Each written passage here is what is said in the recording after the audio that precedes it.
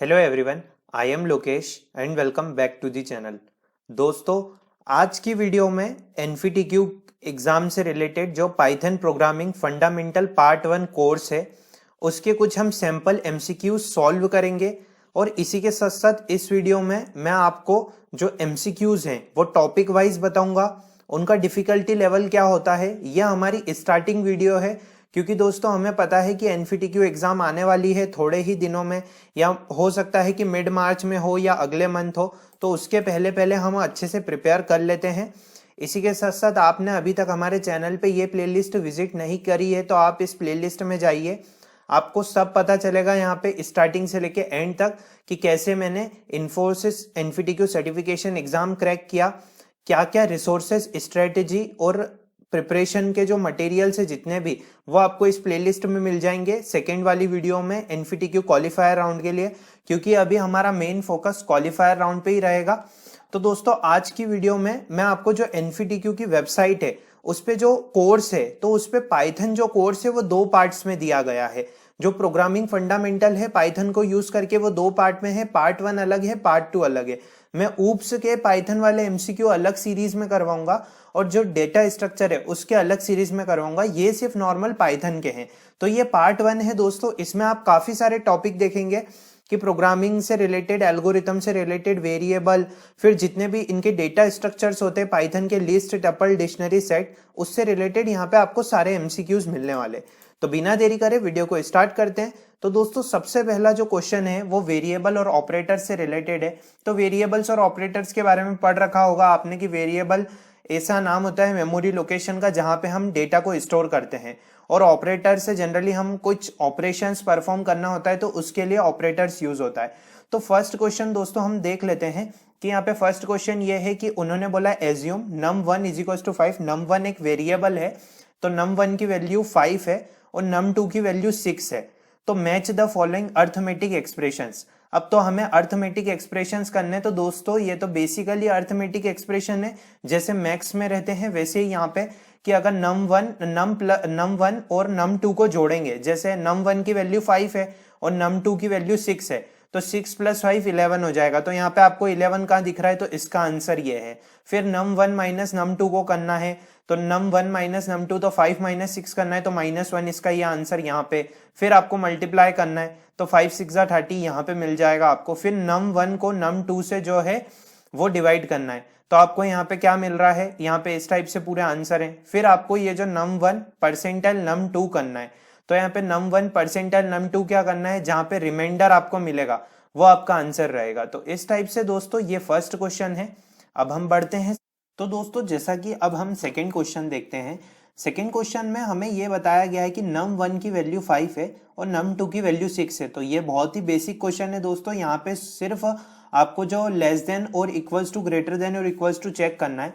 तो अब हम यहाँ पे देख लेते हैं, जैसे कि num1 और num2 है, यहाँ पे जो भी कंडीशन ट्रू होगी उसमें आपको यहाँ पे आंसर्स को सिलेक्ट करना है। दोस्तों ये क्वेश्चंस मैं आपको इसलिए सॉल्व करवा पा रहा हूँ कि यहाँ पे आपका जो है वो बेस बनेगा। बेस बनने के बाद आगे आपको टेंशन नहीं रहेगी, आपको कोई प्रॉब्लम नहीं आएगी, क्योंकि आप आगे जब क्वेश्चन सॉल्व करेंगे, जब बड़े लेवल के क्वेश्चन सॉल्व करेंगे, जब डेटा स्ट्रक्चर का करेंगे तो वहां पे, या ऊप्स के करेंगे तो वहां पे ऐसी कंडीशन बीच में आ जाती है, और ऐसे बेसिक क्वेश्चंस भी पूछे जा सकते हैं एग्जाम में। मेरे टाइम पे दोस्तों 3 से 4 क्वेश्चन ऐसे आ गए थे एग्जाम में। अब दोस्तों num1 की वैल्यू जो है वो num2 से 5 जो है वो लेस देन है 6 से, तो 5 तो छोटा है और 6 बड़ा है, तो ये कंडीशन ट्रू हो गई।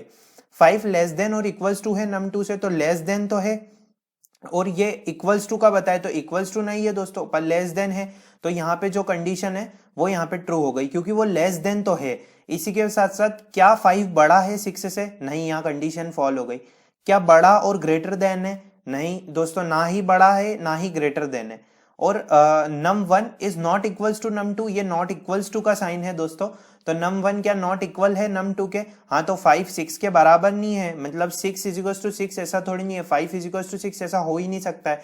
तो दोस्तों ये कंडीशन भी क्या हो गई है, ट्रू हो गई है, क्योंकि 5 जो है वो 6 के बराबर नहीं है। तो अब दोस्तों यहाँ पे इसका जो आंसर है वो आएगा 1 2 5, क्योंकि फर्स्ट कंडीशन, सेकेंड कंडीशन और फिफ्थ कंडीशन जो है हमारी वो ट्रू है।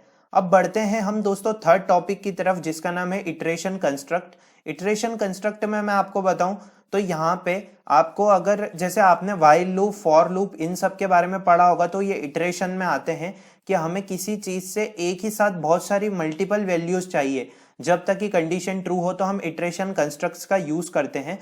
तो यहाँ पे ये एक्सप्रेशन लिखा हुआ है इनपुट काउंटर, मतलब काउंटर उन्होंने बोला है कि काउंटर एक वेरिएबल है जिसमें कुछ वैल्यूज आएगी। तो काउंटर की वैल्यू उन्होंने यहाँ पे 1 दी है, मतलब काउंटर 1 से स्टार्ट हो रहा है, तो उन्होंने वाइल लूप लगाया। अब वाइल लूप का काम क्या होता है दोस्तों? वाइल लूप का काम ये होता है कि जब तक कंडीशन ट्रू होती है वो एग्जीक्यूट करता रहता है ऑपरेशन को, जैसे ही फॉल्स होती है वो बाहर फेंक देता है। तो while counter is less than equals to 5 means while counter less than 5 do counter is equals to counter plus 1 display counter end while। अब दोस्तों यहाँ पे एक्सप्रेशन बहुत ही सिंपल है, ये उन्होंने while लूप लगाया, उन्होंने बताया काउंटर की वैल्यू जो है वो लेस हो गई 5 के, तो जब तक इस कंडीशन को चलाते रहो और काउंटर को 1 से बढ़ाते रहो और डिस्प्ले करते रहो काउंटर। तो 1 से चालू हुआ, तो यहाँ पे वैल्यू आई 1, तो 1 गया, 1 लेस देन है 5 से, मतलब 1 जो है वो छोटा है और 5 बड़ा है, 1 इज लेस देन 5। तो यहाँ पे क्या हो गई? कंडीशन ट्रू हो गई, तो वो डू मीन्स वो अब नीचे ये कंडीशन में जाएगा, यहाँ पे काउंटर प्लस वन कर देगा, यहाँ 1 था काउंटर तो वो ट्रू हो गया, तो 1 + 1 क्या हो गया? 2 हो गया। तो यहाँ पे हमारे पास एक वैल्यू आ गई 2 आ गई। अब दोस्तों मैं एक काम करता हूँ कि मैं आप सभी के लिए इस टाइप से ये एक ले लेता हूँ जिससे आपको समझ अच्छे से आ जाए। यहाँ पे दोस्तों ऑप्शन मैं आपको बता देता हूँ कि यहाँ पे आपको अगर अच्छे से समझ आ जाएगा तो फिर कोई भी दिक्कत नहीं आने वाली है दोस्तों। तो दोस्तों एक काम करते हैं, जैसे कि हम पेंट ब्रश खोल लेते हैं और पेंट ब्रश में प्रैक्टिस कर लेते हैं, उससे हमें समझ भी आ जाएगा कि किस टाइप से हमारा जो है वो मीन्स काम हो रहा है। अब दोस्तों देखिए, अब यहाँ पे ये काउंटर है, तो काउंटर की वैल्यू क्या थी? यहाँ पे 1 थी, तो 1 लेस देन है 5 के, तो यहाँ पे 1 जो आया वो पहले आया, ठीक है दोस्तों। उसके बाद 1 यहाँ पे आया, 1 जो है वो छोटा है, मीन्स 1 छोटा है 5 से, तो यहाँ कंडीशन क्या हो गई? ट्रू हो गई। वाइल लूप की एक ही कंडीशन है, जब जब ट्रू होता है आप उसके अंदर जो भी ऑपरेशन होता है वो परफॉर्म करो। तो काउंटर की वैल्यू 1 से बढ़ा दो, तो 1 से बढ़ाई तो हमारे पास 2 आ गई। अब इसके बाद दोस्तों ये रहता है कि वापस लूप में जाएगा, वापस यहाँ पे डिस्प्ले काउंटर कर दिया, मतलब डिस्प्ले करवाना है काउंटर को, तो 2 जो है वो हमारा डिस्प्ले हो जाएगा। इसके बाद दोस्तों फिर एंड वाइल, मतलब यहाँ पे एंड हो जाएगा खत्म, वाइल जो है वो यहाँ पे खत्म हो जाएगा, एंड हो जाएगा, फिर वापस वो काउंटर में जाएगा। काउंटर में जाने के बाद अब यहाँ पे क्या आ गई वैल्यू? यहाँ पे नीचे डिस्प्ले करवाई थी 2, तो अब 2 जो है वो लेस देन है 5 से, जी हाँ ट्रू है, तो काउंटर की वैल्यू 1 से बढ़ा दो, तो हमारे पास क्या आ गई वैल्यू? फिर 3 आ गई। इसको फिर हमने डिस्प्ले करवा दिया, वहां पे एंड खत्म हो गया, फिर वापस 3 गया, 3 लेस देन है 5 से, जी हाँ, इसी के साथ साथ फिर काउंटर को बढ़ाया, तो हमारे पास वैल्यू आ गई 4। अब यहाँ पे कंडीशन आई 4, अब 4 जो है वो 5 से क्या है? छोटा है, जी हाँ ट्रू हो गई, तो काउंटर को बढ़ा दो, तो 4 + 1 क्या हो गया? 5 हो गया। अब दोस्तों यहाँ पे हमारे पास डिस्प्ले करवा दो 5, अब वैल्यू आ गई 5, तो 5 क्या लेस देन है 5 से? ये कंडीशन फॉल हो गई, डायरेक्ट वो बाहर फेंक देगा और आपका आंसर रहेगा यहाँ पे 2 3 4 5, इस टाइप से दोस्तों। अब बढ़ते हैं हम ऑपरेटर्स की तरफ। ऑपरेटर्स के बारे में मैंने जैसा आपको बता रखा है, पहले भी वेरिएबल्स और ऑपरेटर्स से रिलेटेड थे, तो ऑपरेटर्स में आपको बेसिक से क्वेश्चन करने हैं। सपोज पहला क्वेश्चन है दोस्तों, मैं आपको सभी क्वेश्चन नहीं करवा रहा हूं सीरीज के, क्योंकि दोस्तों कुछ क्वेश्चंस ऐसे हैं जो आपको भी करने चाहिए, कुछ क्वेश्चंस की आप प्रैक्टिस करेंगे तो बहुत अच्छा रहेगा। तो फर्स्ट क्वेश्चन है, suppose you have a bank account number, what do you think will be it's data type. तो दोस्तों अब यहाँ पे ये इतना बड़ा नंबर दे रखा है, अब यहाँ पे इसका डेटा टाइप क्या होगा? दोस्तों कितनी भी बड़ी सीरीज हो, यहाँ पे कोई भी नंबर रहता है, जैसे मान लीजिए कि अब मैंने यहाँ पे लिखा 1 और 2, एक बेसिक सा कंसेप्ट बता रहा हूँ पाइथन का। आपने यहाँ पे डबल इन्वर्टेड कॉमा का नाम सुना होगा या आपने सिंगल इन्वर्टेड कॉमा का नाम सुना होगा। अगर यहाँ सिंगल इन्वर्टेड कॉमा रहता तो ये कहलाता स्ट्रिंग दोस्तों, ये कहलाता पूरा स्ट्रिंग की ये स्ट्रिंग है, क्योंकि यहाँ पे डबल सिंगल इन्वर्टेड कॉमा लिखा है। पाइथन में single inverted comma double inverted comma दोनों को सेम ट्रीट करते हैं। अगर यहाँ पे 1.2 लिखा होता तो हम भी ये समझ सकते थे कि ये नंबर जो है वो फ्लोट है, क्योंकि यहाँ पे जो है वो परसेंटेज में वैल्यू है, मींस फ्लोटिंग पॉइंट है, यहाँ पे जो है वो डेसिमल लगा हुआ है। तो दोस्तों अब इस टाइप से इसका आंसर है इंट, क्योंकि यहाँ पे कुछ भी हमें ऐसा नहीं दिख रहा है, ये भले कितनी भी लंबी सीरीज हो, इसका आंसर है इंट। तो दोस्तों बढ़ते हैं नेक्स्ट क्वेश्चन की तरफ और अब देख लेते हैं कि नेक्स्ट क्वेश्चन में क्या हो रहा है। नेक्स्ट क्वेश्चन में 5 वैल्यूज दे रखी है, 5 वैल्यूज के लिए हमको इन ऑपरेशंस को परफॉर्म करना है। तो अब मैं आपको यहाँ पे एक कंसेप्ट समझाऊंगा, बाकी आप इन्हें अपने हिसाब से पूरा अच्छे से सॉल्व कर सकते हैं। देखिए 5 वैल्यूज दे रखी है। यहाँ पे ध्यान से ये देखिए, ये एक्सप्रेशंस लिख रखे हैं, यहाँ पे बीच में एक ऑपरेटर है एंड और नॉट, ये सब बुलियन ऑपरेटर रहते हैं। कुछ ऑपरेशंस परफॉर्म करने के लिए एंड ऑपरेटर का इसलिए यूज किया जाता है कि इसको यूज करके हम कंबाइन कर सके दो स्टेटमेंट को। जैसे एक ये स्टेटमेंट हो गया और एक ये हो गया, तो ये दोनों क्या हो गए, कंबाइन हो गए। तो अब यहाँ पे ऑपरेशन परफॉर्म करना है और यहाँ पे देखना है, और ये दोनों अगर एंड की एक ही कंडीशन होती है, याद रखिएगा, एक भी कंडीशन फॉल्स हो गई तो सब फॉल्स हो जाएंगे, और एक दोनों कंडीशन ट्रू होगी तो ही ट्रू होगा, तो ये याद रखिएगा। तो num1 की वैल्यू num5 के इक्वल है, num1 की वैल्यू है 10, num5 की वैल्यू है 10, तो ये हो गया ट्रू। अब यहाँ पे देख लेते हैं, अब यहाँ पे आप डायरेक्ट ऐसे में सॉल्व कीजिएगा, num2 minus num4 into num3। यहाँ पे आपको प्रेसिडेंसी और एसोसिएटिविटी का ध्यान होना चाहिए कि जो ऑपरेटर है वो मींस ऑपरेटर की जो स्पेशल प्रायोरिटी रहेगी उसके अकॉर्डिंग ऑपरेटर का काम होगा। तो पहले मल्टीप्लाई जो ऑपरेटर रहता है उसकी प्रायोरिटी ज्यादा रहती है माइनस से, तो पहले हम इस ऑपरेशन का परफॉर्म करेंगे। तो num4 इंटू num3 क्या हुआ, 2 इंटू 0 तो 0, और फिर 2 क्या है, num2 की वैल्यू 5, तो 5 माइनस 0, तो यहाँ क्या आ गई, वैल्यू 5 आ गई। तो ठीक है, तो हम सबसे पहले देख लेते हैं कि हमारे पास जो है वो एक कंडीशन आ गई है ट्रू, फिर यहाँ पे बीच में हमारे पास एंड है, और उसके बाद यहाँ पे आ गई 5। अब इसमें बीच में उन्होंने दे रखा है इक्वल्स टू ऑपरेटर, यहाँ पे कंडीशन चेक करनी है। तो num2 माइनस num3, तो 5 माइनस 0, तो ये भी आ गई 5। अब ये कंडीशन तो ट्रू थी, हमने देख लिया, और अब ये कंडीशन भी ट्रू हो गई। तो एंड की तो एक ही कंडीशन है कि अगर दोनों ट्रू हो गई तो सब ट्रू है दोस्तों। तो अब आपको यहाँ पे क्या ध्यान रखना है कि ये पूरा ट्रू हो गया है।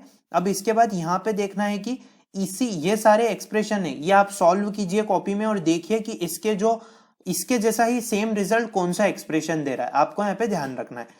अब क्वेश्चन नंबर 3 की तरफ बढ़ते हैं, जो है उसमें उन्होंने num1 और num2 की वैल्यू दे रखी है, और num2 का जो मल्टीप्लाई ऑपरेटर है उसको num1 से ये मल्टीप्लाई करवा रहे हैं। तो ये मल्टीप्लाई और इक्वल्स टू ऑपरेटर क्या है दोस्तों, ये इक्वल्स टू ऑपरेटर नहीं है, ये असाइनमेंट ऑपरेटर है, क्योंकि इक्वल्स टू ऑपरेटर 2 बार इक्वल्स टू आता है, और ये असाइनमेंट ऑपरेटर है। तो पहले यहाँ पे मल्टीप्लाई होगी वैल्यू, फिर वैल्यू असाइन हो जाएगी। तो पहले num1 को num1 से मल्टीप्लाई, num2 है जैसे यहाँ पे, तो पहले num2 को आप num1 से मल्टीप्लाई कर दीजिए, 5 को 10 से तो 50, और उसके बाद num2 में वैल्यू असाइन कर दीजिए, तो 50 इसका आंसर है। बढ़ते फंक्शंस की तरफ। फंक्शंस जो होता है वो एक बहुत ही अच्छी चीज है। फंक्शन एक ब्लॉक ऑफ कोड रहता है जो कि जब ही रन होता है, जब हम उसको कॉल करते हैं, हम उसमें आर्ग्यूमेंट्स पास करते हैं, डेटा एज इन फंक्शन। अब दोस्तों यहाँ पे उन्होंने बताया कि फंक्शंस किस किस हिसाब से सही है। तो क्या वो सेक्शन है प्रोग्राम का जो कि परफॉर्म करता है स्पेसिफिक टास्क, ये बात भी सही है। It helps to clearly separate task within a अ प्रोग्राम, ये टास्क भी सेपरेट करता है। Control can be transferred back and forth between different function based on need, control जो है वो ट्रांसफर्ड हो जाता है फंक्शंस की तरफ जब जरूरत लगती है। होता ही है दोस्तों, मान लीजिए अगर हम कुछ फंक्शन बना रहे हैं तो ब्लॉक ऑफ कोड है, तो उस पर ऑपरेशन परफॉर्म करना होगा तो होगा।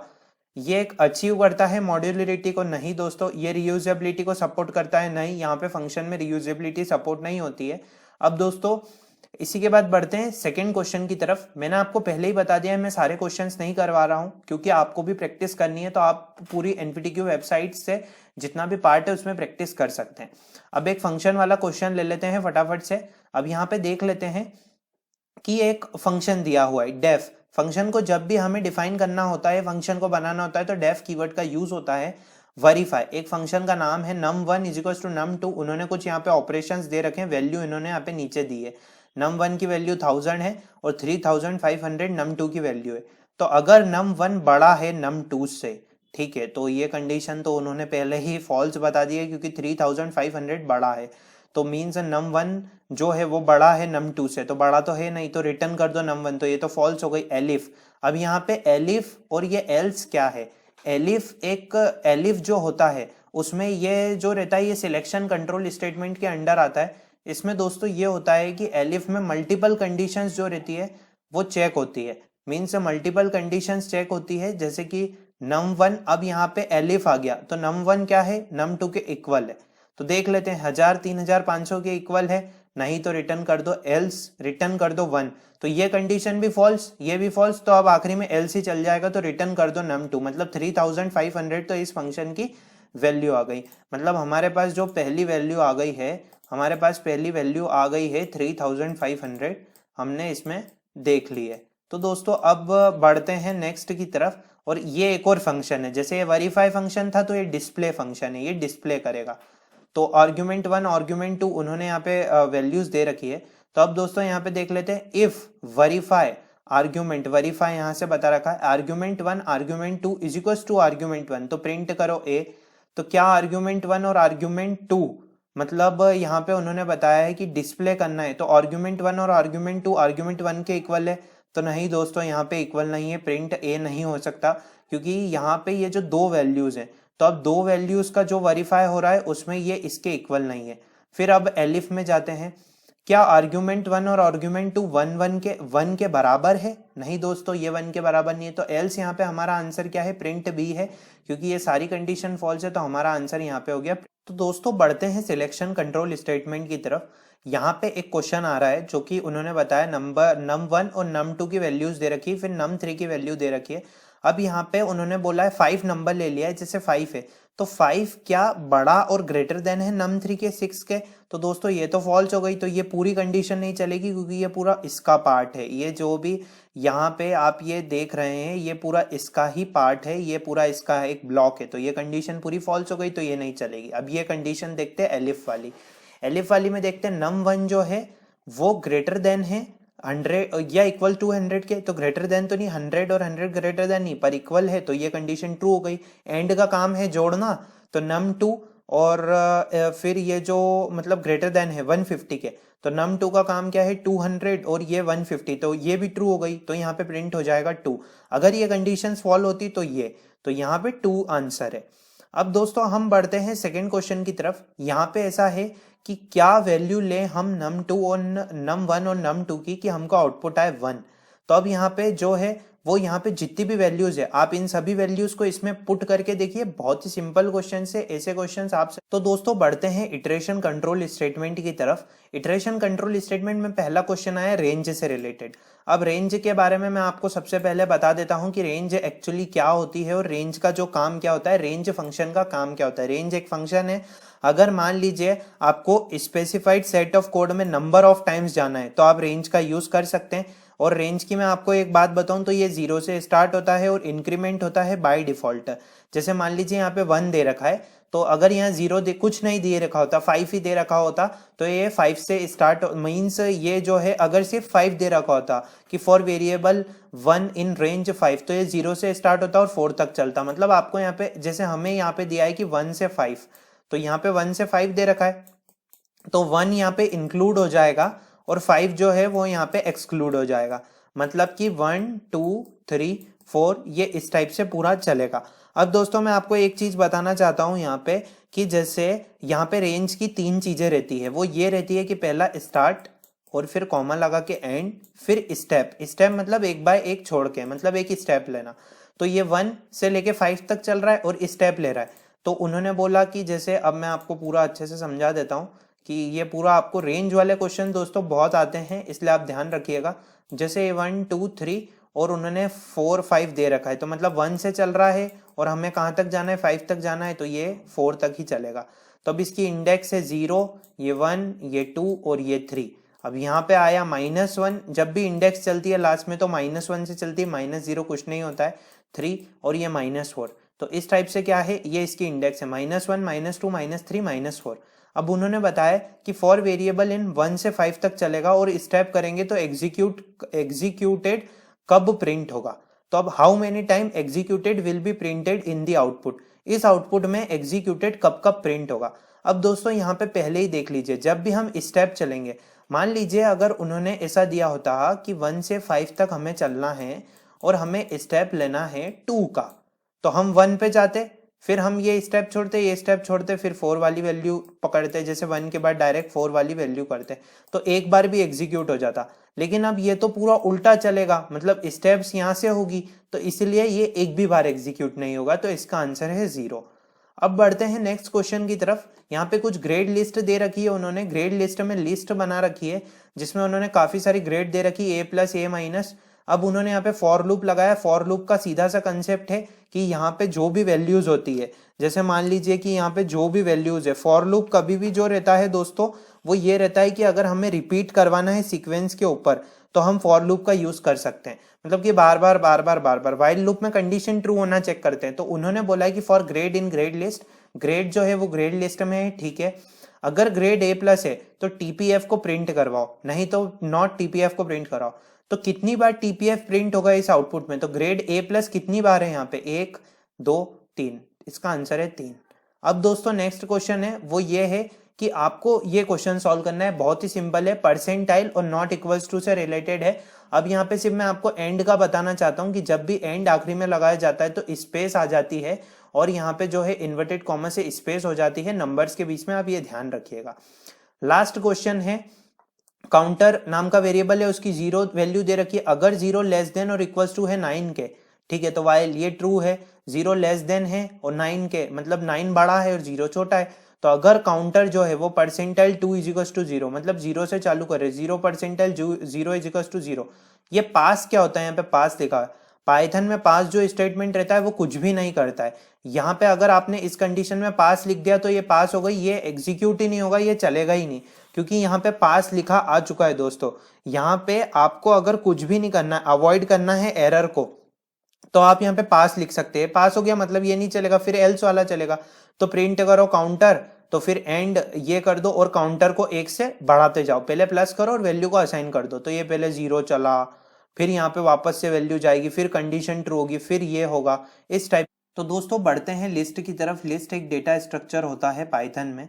इसमें मैं आपको बताऊं, जैसे कि हमने काफी सारे डेटा टाइप्स के बारे में पढ़ा है, एरे पढ़ा है, ये सब पढ़ा है सी प्लस प्लस में। या सी की बात करें तो यहाँ पे लिस्ट, टपल, डिक्शनरी, सेट होते हैं। लिस्ट ऐसा रहता है कि म्यूटेबल रहता है, group of different type of element रहते हैं। हमको एक लिस्ट दी है जिसमें कुछ वैल्यूज दी है। अब हमको ये बताना है कि इस लिस्ट में हमें जो ये वैल्यू आ रही है तो ये स्लाइसिंग के रूप पे कैसे आएगी। स्लाइसिंग मतलब इस पोजीशन से, मान लीजिए मुझे ई से लेके सी तक ही जाना है तो मुझे स्लाइसिंग का यूज मैं कर सकता हूँ।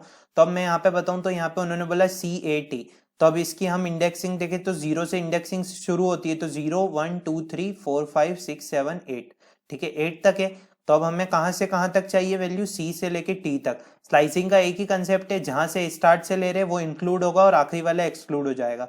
तो क्या ये इससे हो सकता है 2 से 5, तो 0 1 2, तो यू आ गया, नहीं, हमें तो CAT चाहिए। फिर 3 to 6 हो सकता है, तो 3 देख लेते हैं, 0 1 2 3, तो 3 चालू हो रहा है CAT और फिर आई हो रहा है, क्योंकि 0 1 2 3 4 5 6। तो यहाँ पे मैं आपको बताऊं तो यहाँ पे इस टाइप से ये वाला जो है ये पर्टिकुलर चल जाएगा, क्योंकि यहाँ पे वो जो लास्ट वाला है वो एक्सक्लूड हो जाता है। तो 0 1 2 3, तो 3 यहाँ पे आया, तो 3 चला, 4 चल गया, 5 चल गया और 6 पे क्या आ रहा है, आई आ रहा है, तो आई एक्सक्लूड हो जाएगा, CAT चल जाएगा। तो इस टाइप से ये इसका आंसर है। सेकेंड क्वेश्चन है, यहाँ पे लिस्ट के कुछ जो है मेथड्स दे रखी है, उसके बेसिस पे है कि ये इंसर्ट क्या होता है। अपेंड की बात करूँ तो अपेंड भी एक मेथड होती है जो कि लिस्ट के आखिरी में जो है वो वैल्यू ऐड कर देती है। पर यहाँ पे अगर मैं इंसर्ट की बात करूँ तो इंसर्ट जो है वो स्पेसिफिक पोजीशन पे वैल्यू जो है उसको ऐड करती है। तो जैसे यहाँ पे उन्होंने बोला है कि इंसर्ट जो है, इंसर्ट मेथड में यहाँ पे 1 जो है 1 इंसर्ट करो और यहाँ पे ये जो वैल्यू है उसको, वो मीन्स ये वाली जो वैल्यू है -100.15, उसको फर्स्ट वाली इंडेक्स पे पुट कर दो। तो ये 0 इंडेक्स है, ये फर्स्ट इंडेक्स है, तो यहाँ पे ये वैल्यू पुट आना चाहिए। फिर पॉप करो 0 वाले को। पॉप मतलब, अब पॉप भी एक मेथड है दोस्तों। पॉप से ये होता है कि रिमूव हो जाते हैं एलिमेंट स्पेसिफाइड पोजीशन से। तो ये 0 इंडेक्स पे था तो ये हट जाएगा यहाँ से, तो अब यहाँ पे क्या हो जाएगा, ये अपडेट हो जाएगा, मतलब ये माइनस वाला यहाँ पे आ जाएगा। उसके बाद शॉर्ट, शॉर्ट में दोस्तों क्या है कि जो भी अकॉर्डिंग टू सॉर्टिंग मेथड रहती है, मतलब कि जैसे अकॉर्डिंग टू, हम अगर बात करें एक पर्टिकुलर अरेंज्ड जो मैनर रहेगा उसमें आपको सॉर्ट करना पड़ेगा, जिससे कि जो लिस्ट है पूरी वो असेंडिंग में चली जाएगी बाय डिफॉल्ट। इसी के साथ साथ फिर आपको प्रिंट करना है नम लिस्ट ऑफ 0, मतलब यहाँ पे जो आपकी नम लिस्ट है, लिस्ट नम लिस्ट इसका नाम है लिस्ट का, तो 0 पे कौन सा एलिमेंट आ रहा है, तो ये ऑपरेशंस परफॉर्म करेंगे तो फिर जो भी एलिमेंट आएगा वो आपका यहाँ पे आंसर रहेगा। अब बढ़ते हैं नेक्स्ट क्वेश्चन की तरफ। यहाँ पे अब दोस्तों ये चीज क्या है, अगर ये लिस्ट 0 दी और इंटू 5 दिया तो याद रखिएगा कि ये जो है पाइथन में this create a list with 5 element each having values as 0। तो पांचों की वैल्यू क्या हो जाएगी, 0 हो जाएगी। इसको कब यूज किया जाता है, जब हमें n टाइम्स वैल्यू दी जाती है। आप इसे प्रोग्रामिंग में भी यूज कर सकते हैं। एक इंडेक्स ले लीजिए रेंज 1 से लेके 5 तक, फिर my list index index -1 into 10। तो अब दोस्तों यहाँ पे क्या होगा, जैसे कि वैल्यू चली पूरी 0 चल गई, तो 1 से लेके 5 तक, तो 1 से लेके 4 तक ही चलेगी, 5 एक्सक्लूड हो जाएगा। तो माई लिस्ट इंडेक्स तो 0 0 0 0 ऐसी ऐसी वैल्यू, फिर इंडेक्स -1। अब इंडेक्स की वैल्यू दोस्तों क्या है, इंडेक्स चल रहा है जैसे 1, तो 1 आई, तो 1 -1 0 इंटू 10, तो ये भी 0, तो फिर प्रिंट करो 0। इस टाइप से आपका यहाँ पे ये आंसर हो जाएगा। बढ़ते हम टपल की तरफ। टपल दोस्तों, टपल भी एक डेटा स्ट्रक्चर है। अब टपल की एक खास बात है दोस्तों, जैसे कि list group of different type of element रहता है, टपल भी group of different type of element है। पर टपल में दोस्तों ये रहेगा कि टपल ऑर्डर्ड है और अनचेंजेबल है, मतलब कि लिस्ट जो है वो चेंज हो जाती है और डुप्लीकेट मेंबर को भी अलाउ कर देती है। पर टपल जो है वो अनचेंज नहीं होता है, मतलब चेंज नहीं हो सकता है। तो यहाँ पे उन्होंने फर्स्ट क्वेश्चन दे रखा है कि टपल 1 की वैल्यू ये है, तो फिर प्रिंट करो लेंथ टपल की। तो लेंथ कैसे प्रिंट करना है, जितने भी यहाँ पे अब आपके नंबर्स हैं उसके हिसाब से आपकी लेंथ आ जाएगी। फिर टपल 1 ऑफ इंडेक्स 2, मतलब 0 1 2, 1 पे वैल्यू क्या है, 100 है, तो नहीं दोस्तों यहाँ पे 100 नहीं है। फिर आपको ये सारे ऑपरेशंस परफॉर्म करने की, इसमें से कौन से ट्रू है। फिर आपको प्रिंट करनी है टपल 1 ऑफ 5 की वैल्यू, मतलब टपल 1 है तो ये टपल 1 तो ये रहा, मतलब ये एक पूरा टपल 1 हो गया। तो 0 1 2 3 4। अब दोस्तों यहाँ पे उन्होंने क्या बताया कि 0 1 2 3 4, तो ये तो यहाँ पे कोई वैल्यू ही नहीं है दोस्तों। फिर tuple 1 is equal to tuple 1 plus 8 9 h, मतलब टपल 1 को जो है वो पूरा जोड़ दो इस वैल्यू के साथ। इस टाइप से आपका यहाँ पे आंसर आ जाएगा। स्ट्रिंग में दोस्तों आपको बात करूं तो जो सीक्वेंस ऑफ कैरेक्टर रहता है उसी को हम स्ट्रिंग बोलते हैं। जैसे कि हमें यहाँ पे सीक्वेंस ऑफ कैरेक्टर, मतलब कि कैरेक्टर्स आ रहे हैं उसको स्ट्रिंग बोल रहे हैं। तो कंसीडर करी हमने following list pan card number की, जैसे कि ये पैन कार्ड की लिस्ट है। अब what is the output of below two print statement, इसका क्या आउटपुट होगा और इसका क्या आउटपुट होगा। सिंपल सी बात है, पैन कार्ड लिस्ट 3 ऑफ 6 चल रहा है। यहाँ पे आप देखिए कि ये 0 हो गया, ये 1 हो गया, ये 2 हो गया, ये 3 हो गया, ये 4 हो गया, मतलब इस टाइप से जो है उन्होंने पूरी इंडेक्सिंग बता दी। 0 हो गया, 1 हो गया, 2 हो गया, 3 हो गया, 4 हो गया। अब यहाँ पे 0 से लेके जो वैल्यू चल रही है, जैसे मान लीजिए यहाँ पे पूरी जो इंडेक्सिंग है आप उसको पूरा अच्छे से देखिए, उसे एक एक करके इंडेक्स कीजिए कि कहाँ से कहाँ तक इंडेक्स हो रहा है, और फिर आप इसका आंसर सॉल्व कर सकते हैं। अब दोस्तों आखिरी क्वेश्चन है यहाँ पे लिस्ट में आ रहा है। दोस्तों ये क्वेश्चंस आप सभी सॉल्व कर सकते हैं, बहुत ही सिंपल है। अब यहाँ पे क्वेश्चंस आ रहा है कि मैसेज आ रहा है वेलकम टू मैसूर, और अब यहाँ पे वर्ड दे रखा है मैसेज -7, और फिर स्लाइसिंग दे रखी है आखिरी तक। मतलब यहाँ पे ये जो पूरा वर्ड है, अब मैंने आपको बताया था कि कैसे आपको इंडेक्सिंग करनी है, लास्ट वाला माइनस होता है, तो -1 -2 -3 इस टाइप से आप कीजिए। अगर वर्ड मिलता है तो प्रिंट हो जाएगा ये, अगर नहीं मिलता है तो फिर यहां से लेके पर्टिकुलर 3 से लेके 14 तक वैल्यू करनी है और हमें प्रिंट करना है मैसेज। अब बढ़ते हैं डिक्शनरी की तरफ। डिक्शनरी और सेट जो है वो भी डेटा स्ट्रक्चर है, बट डिक्शनरी में ऐसा कलेक्शन रहता है जो कि अनऑर्डर्ड है, चेंजेबल है और इंडेक्स है, कोई भी डुप्लीकेट मेंबर नहीं है। और सेट ऐसा है जो कि अनऑर्डर्ड है और अनइंडेक्स है और कोई भी डुप्लीकेट मेंबर नहीं है। आपको सिर्फ ये याद रखना है। डिक्शनरी को हम चेंज कर सकते हैं लिस्ट की तरह। अब यहाँ पे डिक्शनरी है तो डिक्शनरी को अपडेट करना है, तो सैंपल डिक्शनरी है, अब इसको अपडेट करना है, तो अपडेट की वैल्यू कहाँ पे आ जाएगी, इसमें ऐड हो जाएगी। फिर प्रिंट करवाना है सैंपल डिक्शनरी को गेट, जिससे हमें उसकी वैल्यू मिल जाए और हमें सी की वैल्यू लेना है, तो हम 5 और 10 इसका आंसर है। अब सेट की बात करें तो सेट जो है वो मैंने आपको बता दिया कि जो अनऑर्डर और अनइंडेक्स है, कोई भी डुप्लीकेट मेंबर नहीं है, तो इसका आउटपुट क्या आएगा। तो आउटपुट के बारे में बताऊं तो ये पूरी वैल्यू दे रखी है। सेट में कोई भी रिपीटेड वैल्यू नहीं होती है, कोई भी डुप्लीकेट मेंबर नहीं होते, तो यहाँ पे जितनी भी वैल्यू है उन्होंने सेट लिया है और लिस्ट ए, तो जितनी भी वैल्यू है 1 2 3 4 5 6 7 8, यहाँ पे जितनी भी रिपीटेड है सब बाहर हो जाएगी और एक एक बार सब प्रिंट हो जाएंगे। 1 2 3 4 5 6 7 8 ये है, तो इस टाइप से इसका आंसर है। तो दोस्तों इस टाइप से आज की वीडियो थी, जिसमें मैंने आपको जितने भी एमसीक्यूज हैं, ये बेसिक एमसीक्यूज हैं, इनके बारे में बताया। तो आने वाली वीडियोस में मैं आपको काफी सारे एमसीक्यूज के बारे में बताने वाला हूं। हम सैंपल पेपर भी टेस्ट से सॉल्व करेंगे, पर ये एक बेसिक वीडियो है जिसको हमने स्टार्ट किया है। उम्मीद करता हूं आपको वीडियो अच्छी लगी होगी। आप चैनल पे नए हैं, चैनल को सब्सक्राइब कर लीजिए। Daily job update freshers video के लिए इस प्लेलिस्ट को रिफर कीजिए। इस प्लेलिस्ट से आपको बहुत मदद मिलेगी। एनपीटीक्यू में मैंने भी बेसिक प्रैक्टिस से स्टार्ट किया था और एडवांस लेवल पे गया था। हर चीज बताऊंगा, टेंशन लेने की जरूरत नहीं है। टेलीग्राम चैनल को ज्वाइन कर लीजिए, सारी चीजें वहां पे आपको मिल जाएगी। Thank you.